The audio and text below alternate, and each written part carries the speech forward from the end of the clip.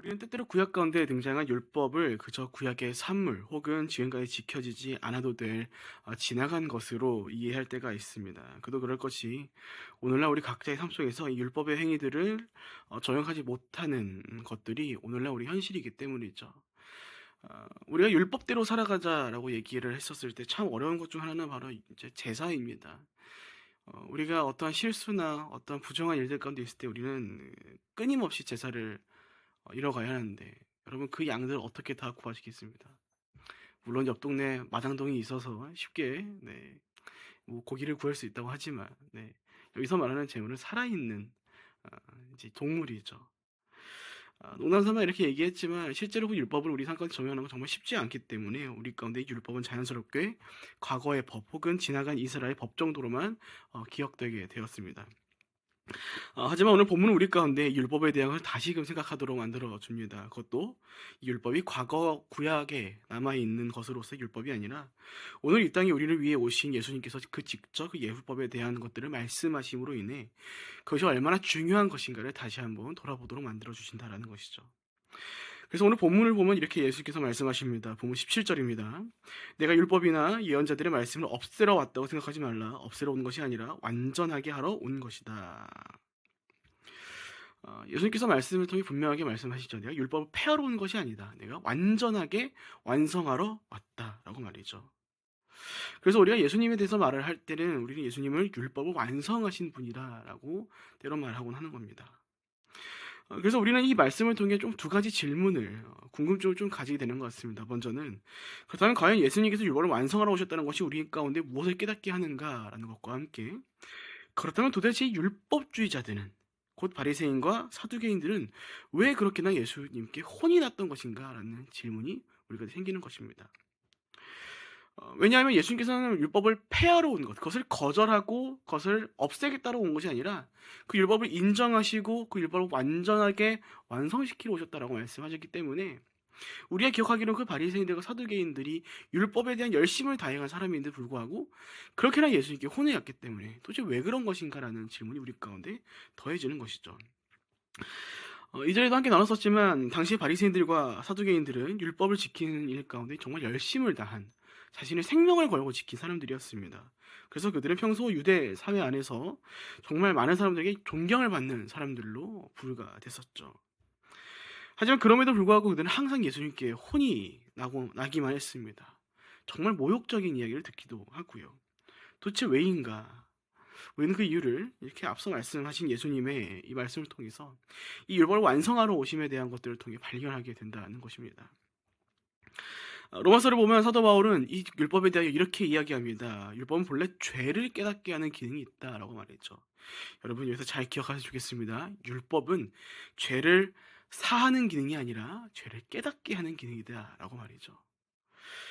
죄를 깨닫는다라는 것은 인간 스스로 하여금 어떤 것을 다시금 깨닫게 하는가, 나에게 답이 없다는 것을 다시 한번 깨닫게 만들어줍니다. 그리고 내가 무능력하다는 것을, 나 스스로 나의 영혼을 위해 내가 할 수 있는 것이 아무것도 없다라는 것을 깨닫게 만들어주는 것이죠. 그리고 그 깨달음은 자연스럽게 각자의 그 영혼의 시선을 어디로 돌리게끔 하는가, 나의 삶 가운데 나의 이 죄사함을 이뤄가실 수 있게 하는 창조주 되신 하나님을, 또 그분의 아들이신 예수 그리스도로 하여금 그 시선을 돌리도록 만들어준다는 겁니다. 여러분 우리 그렇지 않습니까? 우리 각자의 삶에서도 어떠한 일들이 일어날 때 나 스스로 이게 아무리 봐도 할 수 없는 일이다라고 할 때 우리는 주변으로, 특별히 이 일들을 해결해 줄 수 있는, 도와줄 수 있는 사람들에게 시선을 돌리곤 합니다. 여러분 율법도 그러한 기능이 있는 겁니다.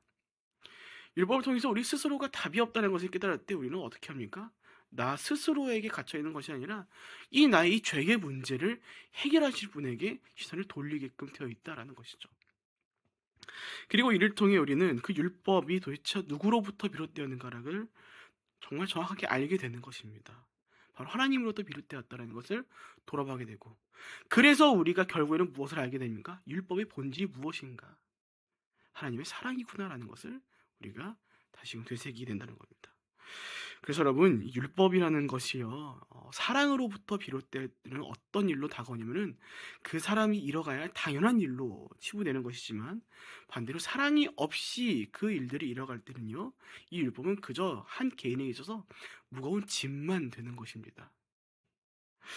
애초에 율법을 쫙 살펴보면은 우리는 그 안에서 무엇을 발견하게 되냐면은 이것이 단순한 법으로서의 책임이 아니라 하나님께서 더해주신 사랑의 손길이구나라는 것을 발견하게 된다는 것입니다. 그래서 오늘 우리는 이 율법을 완성하러 오신 예수 그리스도로 우리 무엇을 깨닫는가 하니, 그리스도의 삶 가운데 가장 먼저 되어야 할 것은 우리 가운데 더해진 미션이나 책임보다 앞서 우리 가운데 더해져야 할 것은 우리를 사랑하셔서 우리를 위해 자기 자신을 내어주신 예수 그리스도와 그분의 사랑을 우리 가운데 담아가는 것이 우선이다라는 것입니다. 그것으로부터 모든 것들이 이뤄가는 것이 진정 율법의 본질을 잃지 않고 율법의 정신으로 살아가는 삶이다라는 것이죠. 그래서 특별히 그때 율법주의자들이 그렇게나 예수님이 혼나게 된 이유가 바로 여기 있다는 것을 우리가 새롭게 발견하게 되는 겁니다. 앞서 말씀드린 것처럼 그때 바리새인들과 사두개인들 정말 훌륭한 사람들이라고 인정받는 사람들이었습니다. 하지만 예수님께 그렇게나 혼이 나죠. 왜입니까? 그들이 이뤄간 율법의 본질인 사랑이 제외되고 그저 행위만이 남은 율법들이었기 때문입니다. 그리고 그것을 넘어 자신들의 전통과 관습이 더 중요하다고 여긴 삶을 그들이 살았기 때문에 예수님께서 그렇게 혼을 내셨던 것이죠. 특별히 율법주의자들은 그냥 이 사랑을 잃어버리고 잃어간 것에만 집중하지 않았습니다. 이들에게 율법이란 것은 하나님의 사랑을 잃어가는 수단이 아니라 타인을 비판하고 정죄하기 위해 사용된 수단 중 하나였기 때문이죠. 그래서 그들은 항상 예수님께 혼이 났던 것입니다. 정말 모욕적인, 자신들의 신앙 전체를 부정당할 그런 모욕들, 회칠한 무덤이라고까지 얘기를 듣게 된 것이죠. 회칠한 무덤, 무엇입니까? 무덤이 내가 겉에 회반죽을 바른 것이죠. 겉은 번지를 합니다. 하지만 속은 여전히 썩어있는, 뼈만 가득한, 시체들로 가득 차있는 부패한, 그 악독한 부정함이 가득한 무덤이라는 것이죠. 그래서 이 율법주의자들이 율법을 지키는 일에 그렇게 열심히 그 삶을 더했어도 예수님께 혼이 났던 것입니다. 본문 19절에 의하면 예수님께서는 율법의 계명을 지키고 가르치는 사람은 하늘에서 큰 사람으로 불릴 것이다 라고 말씀하시죠. 이 말에 의하면 율법주의자들은 모두가 칭찬받는 사람들로 여겨졌어야 했습니다. 하지만 그러지 않았죠. 왜입니까? 앞서 말씀드린 것처럼 율법의 본질은 빼놓고 그저 행위로만, 사랑이 아닌 자기 만족과 타인을 정죄하는 일을 위해 이것을 사용해왔고 그 율법을 이뤄갔기 때문입니다. 사랑하는 여러분, 그래서 우리가 두 가지를 참 깊이 기억했으면 좋겠습니다. 먼저는 우리 그리스도인의 삶은 책임으로만 살아간 삶이 아니다라는 것입니다. 물론 성경에는 우리 가운데 다양한 책임과 본분을 이야기합니다. 특별히 우리가 어제 함께 나눈 말씀처럼 예수께서는 우리 가운데 빛과 소금으로 그 삶을 부르셨기 때문에 그렇게 살아가는 것이, 이 어두운 시대를 살아가는 것이 결코 쉽지만은 않을 것입니다. 때로는 억울한 일도 당해야 될 거고, 때로는 정말 이게 말이 되는가 싶은 일들을 많이 맞이할 겁니다. 손해보는 삶도 여전히 당연하게 다가올 것들이죠. 그런데 그런 삶들을 살아갈 때 우리가 참 안타까운 것은 때때로 무엇을 잊고는 하는가 하니, 결국 우리 삶 가운데 담겨야 할 그 사랑을 잊어버리고 그 모든 것들이 사랑으로 비롯되어야 한다는 것을 잊어버리고 살아간다라는 것입니다. 그래서 그렇게 살아가다 보니 우리는 자꾸 어떤 일들을 경험합니까? 지침을 경험하는 것이죠. 여러분, 우리 가운데 더해진 책임들을 온전하게 잘 이뤄가려면요, 그 기반에 항상 무엇이 있어야 하는가? 사랑이 있어야 한다는 겁니다. 사랑이 없이는요, 처음엔 잠깐 반짝 불타오르시더라도 쉽게 지쳐온다라는 겁니다. 그래서 우리가 무엇 해야 하는가? 항상 예수님을 깊이 생각해야 하는 것이죠. 그분이 무엇을 위해 오셨는지, 우리를 사랑하셔서 우리 가운데 무엇을 이뤄 가셨는지. 예수님은 우리를 사랑해서 오셨죠. 하나님께서 우리를 사랑하셔서 독생자 예수를 우리 가운데 보내주신 것입니다. 그 모든 사랑으로 말미암아 하나님께서는 그 모든 이스라엘 역사 가운데 성실함을 이뤄가셨고, 그 신실함으로 말미암아 정말 그 누구도 이루지 못할 책임인 자기 자신을 내어주는 그 사랑의 책임을 하나님께서 또 예수님께서 이루어가신 것이죠. 또 한 가지는 오늘 우리가 살아갈 때 우리가 율법과도 같이 여기고 있는 하나님의 그 말씀을 사랑을 위해 사용해야지 우리가 누군가를 정죄하고 자기 만족을 위해 사용해서는 안 된다라는 것입니다. 우리가 나중에도 함께 나누겠지만 언젠가 우리가 우리 삶을 좀 잘 돌아보면은 우리 가운데 담겨진 하나님의 말씀이 어떻게 사용되는 것을 보나냐면은 내가 남들보다 의롭다라는 것을 증명해내기 위해 사용되는 때가 많다는 것입니다. 나는 말씀대로 살고 있고 넌 말씀대로 살고 있지 않고 그럼 너는 죄인이고 난 의인이고 그러니까 교회 안에서도 어떤 일이 자꾸만 일어나는 겁니까? 삿대질하죠. 누군가를 쉽게 정죄합니다. 야 누구 집사, 누구 권사, 누구 장로님, 누구 청년아, 누구 학생아 네가 그렇게 살면 되겠냐? 나도 이렇게 하는데 그 모든 기준이 하나님의 말씀이 되어버릴 때 우리는 결국 무엇하는 겁니까? 이게 사랑을 잃어갈 수 없는 겁니다. 공통점 가운데 균열이 생기는 겁니다.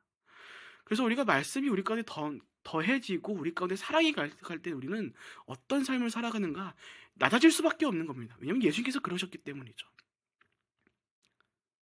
어깨 막 뽕 들어가고 막 으쓱하면서 막 납대는 막 이러면서 삿대질 하시는 분들 보면은 대다수가 무엇인가 하니 머리로는 잘 압니다.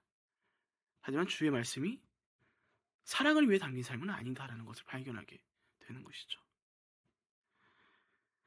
그러니까 그 하나님으로부터 비롯된 율법이기에 그 율법의 본질이 무엇일 수밖에 없는 것을 우리는 깨닫는 겁니까? 사랑일 수밖에 없는 것입니다. 그래서 그 율법을 이루고 살아간다는 것은 결국 무엇인가 하니 하나님의 사랑을 우리가 이 땅 가운데 내 삶을 통해서 펼쳐간다는 얘기를 할 수밖에 없는 것이죠.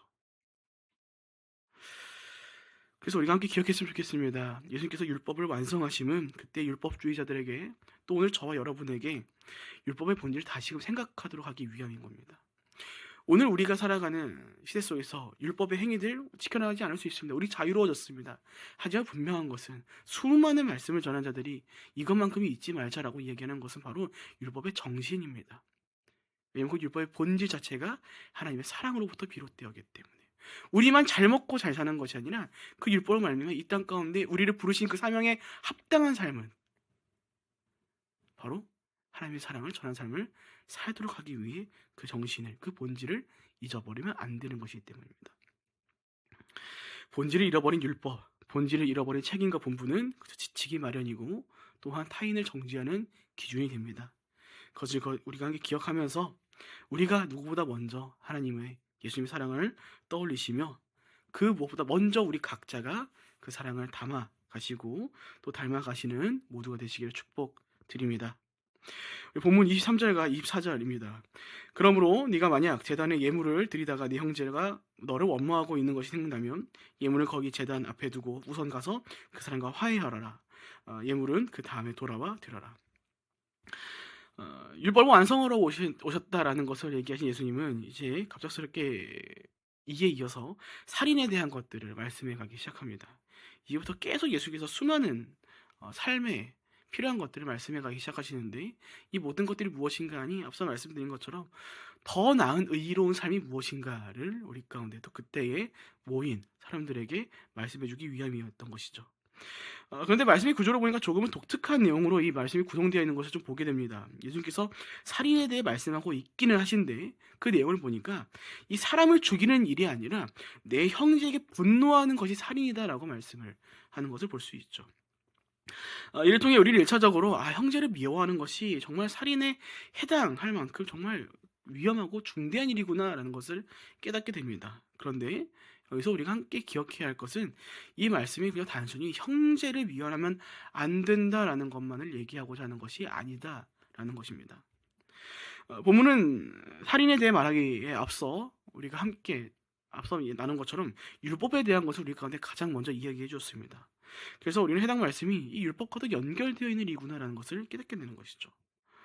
이러한 시선을 볼 때 우리는 이 말씀을 통해서 중요한 한 가지를 새롭게 볼 수 있게 됩니다. 무엇이냐면은 율법의 본질은 사랑을 잃어버리고 책임만으로 살아갈 때 우리는 무엇할 수 없는가?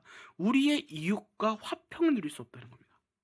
특별히 누구보다 가까이 하고 있는 내 형제와 화평을 누릴 수 없게 된다라는 것을 발견하게 되는 것입니다. 그래서 예수님께서 말씀하신 것이죠. 본문 24절, 예물을 드리기 앞서 내 형제와 먼저 화해해라. 그게 먼저다라고요. 율법주의자들이라면 이것을 그냥 단순한 한 문장으로 우리가 지켜야 할 일로만 봤을 것입니다. 하지만 이 율법의 본질을 안 우리는 다르게 보게 되는 것이죠. 우리 가운데 사랑이 없으면 이것조차 못 이뤄가는구나. 그러니까 율법에 따라 예물을 드리는 것이 먼저가 아니라 그 본질에 따라 너희가 형제와 함께 그 화평을 누린 것이 먼저다.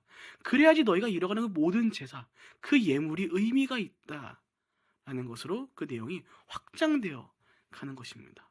그러니까 결국 이 살인에 대한 것들 또 어디서 출발한 겁니까? 그 율법의 그 본질이 사랑부터 출발해야 한다는 것을 말씀해 주고 계신 것이죠. 호세아서를 보면 하나님께서 이런 말씀을 하십니다. 호세아서 6장 6절입니다. 나는 인애를 원하고 제사를 원하지 아니하며 번제보다 하나님을 아는 것을 원하노라. 여러분, 이것은 제사가 필요 없다는 말씀이 아닙니다. 제사보다 무엇이 앞서야 한다고요? 인애가 앞서야 한다는 거죠.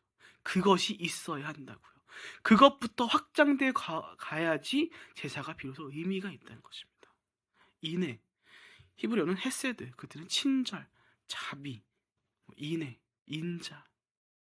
그러니까 무엇입니까? 결국 다른 이들을 향한 사랑이라는 것입니다. 이웃사랑이라는 것이죠. 호세아 때의 이스라엘 상황은 거의 과간이었습니다. 왜냐하면 그들로 하여금 말씀에 나온 것처럼 정의와 공의가 거의 소멸된 상태였기 때문이죠. 그러니까 겉으로는 율법은 잘 지키는 것처럼 보였을 겁니다. 그래서 외부에서 보는 사람들한테는 저기 대단하다라고 볼 수 있지만 그 속은 다 썩어 문드러진 겁니다. 약자를 불쌍히 여기지 아니하고 정직하게 판결하는 자라 말하는 사람들을 미워하고 무고한 피를 흘리고 있고 내 가족을 다 미워하고 자신의 삶을 위해 가족도 들떠보지 않는, 그러면서 뭐만 지켜간다고요? 율법은 기가 막히게 지켜가는. 그래서 하나님께서 말씀하신 것입니다. 사랑이 부재해 율법은 의미 없다라는 것을요. 그리고 그것을 오늘 저와 여러분에게도 그 사건에 적용할 필요가 있다라는 것을 보여주시는 것입니다. 그렇게 사랑하는 여러분, 부디 오늘 우리가 이 율법에 대하여서 다시금 그 의미를 좀 재정립해 갔으면 좋겠습니다. 오늘날 우리도 동일합니다. 우리 가운데 그 율법의 정신과 그 본질이 부재하고 우리가 살아갈 때 겉으로는 어떻게 보일 수 있겠습니까? 교회 열심히 잘 나오는 것처럼 볼 수 있겠습니다. 교회 안에서 1부부터 몇 부까지 예배 다 드리고 출석하고 열심히 맡겨진 사역 열심히 잘 동참하고 교회에는 정말 칭찬받는 사람으로 보일 수 있을 겁니다. 근데 그 삶이 딱 끝나고 돌아오는 우리의 일상 속에서 그 본질을 다 잃어버리고 살아갈 때 우리 어떻게 살아가는 겁니까? 형제를 사랑할 수 없게 되는 겁니다. 네. 나 좋을 대로만 살아가는 겁니다. 겸손이 아니라 교만하게 살아가게 되는 겁니다. 그리고 또 어떻게 합니까? 그 평일날 다 지나고 나서 주일날 와서 주님 할렐루야, 주님 도와주시옵소서, 나라를 위해. 제가 예수님의 입장에는 그런 얘기할 것 같습니다. 너나 좀 잘해라. 너나 잘해라. 그래서 사실 그런 생각도 가끔 합니다. 성도님 앞에서 이렇게 얘기하는 게 맞을까 고민하지만 신앙생활은 나만 잘하면 됩니다. 네. 다른 사람 뭐라 할 게 없고요. 나만 말씀 따라 잘 가면 됩니다. 참 그 법칙이 참 오묘한 거지.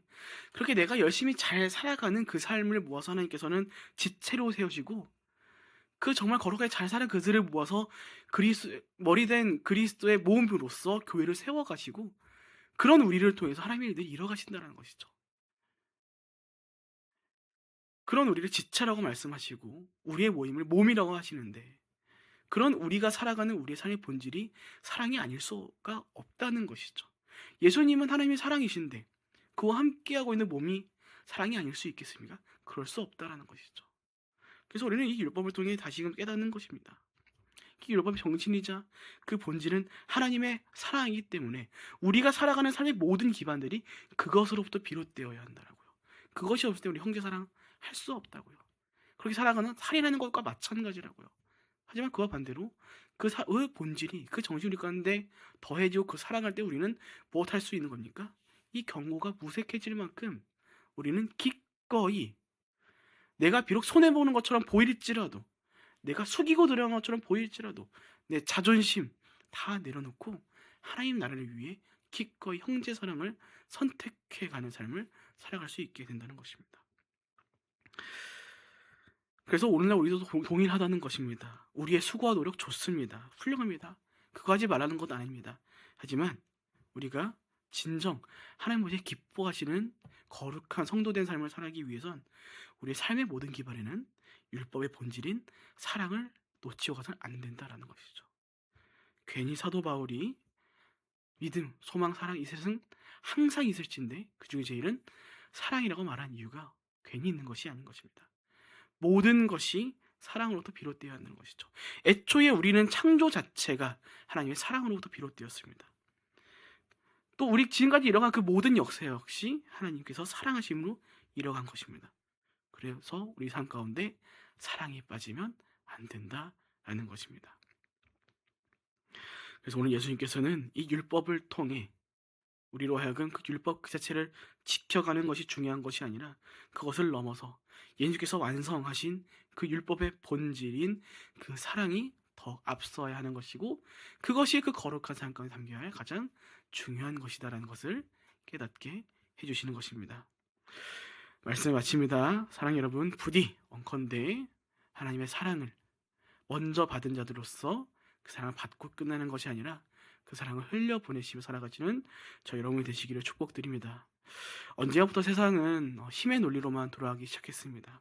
사랑의 가치가 점점 사라져가고 있죠. 그런 시대 속에서 예수님께서는 우리를 빛과 소금이라고 말씀하셨습니다.